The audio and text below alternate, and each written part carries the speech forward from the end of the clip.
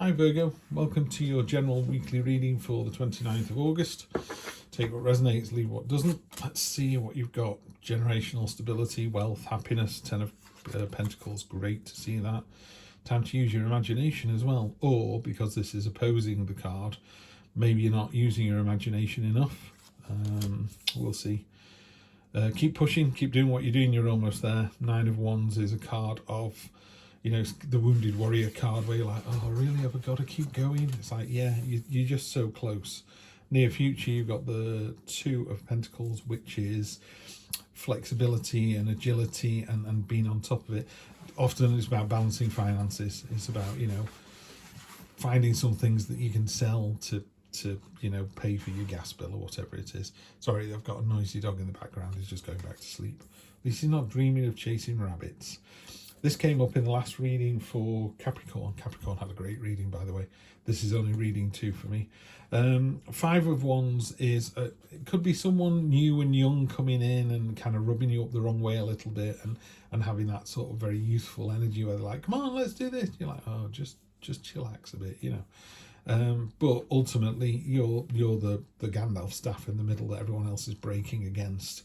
So you're sort of kind of still in charge. These two cards can be a little bit wear you down a little bit, you know. You're still victorious, but it's a bit like, whew, that was a day. That was a day. Emperor card, he came up in the last reading as well in a different place.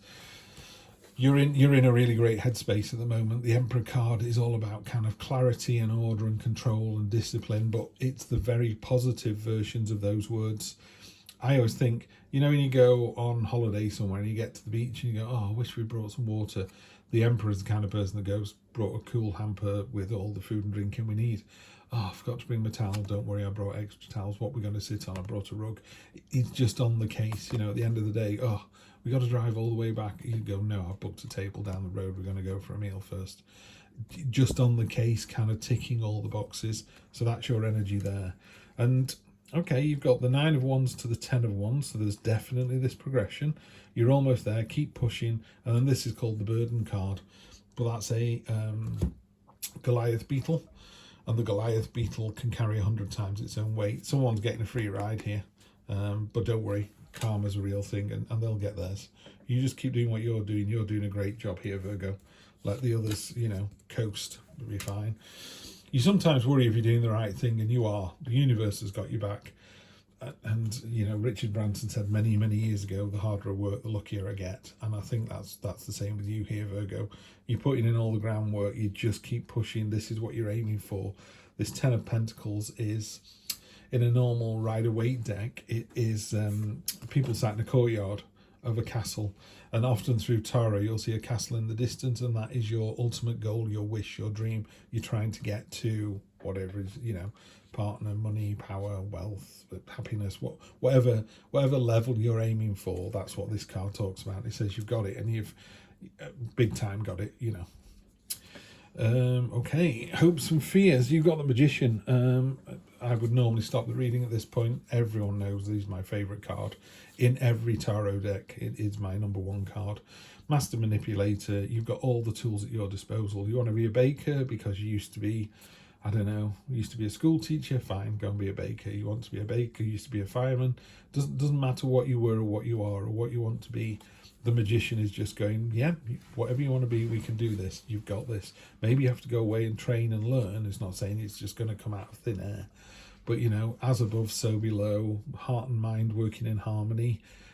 It's just a great card. Wherever it sits in a reading is just brilliant. So in your hopes and fears, I would say you're thinking, you know, okay, I know what Steve's talking about. I'm almost at the end of this problem, you know, with my partner or with my job. You know, is it a risk? No, it's not, because the universe is providing a safe space. There's a snake and a bird there just living quite happily together because she's got that power to just bring everyone together. And then straight up to the Magician at the top there, and your hopes and fears. Will I be able to do this? Yes, you will. Oh, big time. Yes, you will. Queen of Pentacles, King of Pentacles. It's doubling down. You've got Pentacles here as well. You've got the 10, the Queen, the King, the 2 down at the bottom in the future. You know, it's very heavy on, could be money. I know money's preying on everyone's minds at the moment and how much we've got and how much we need.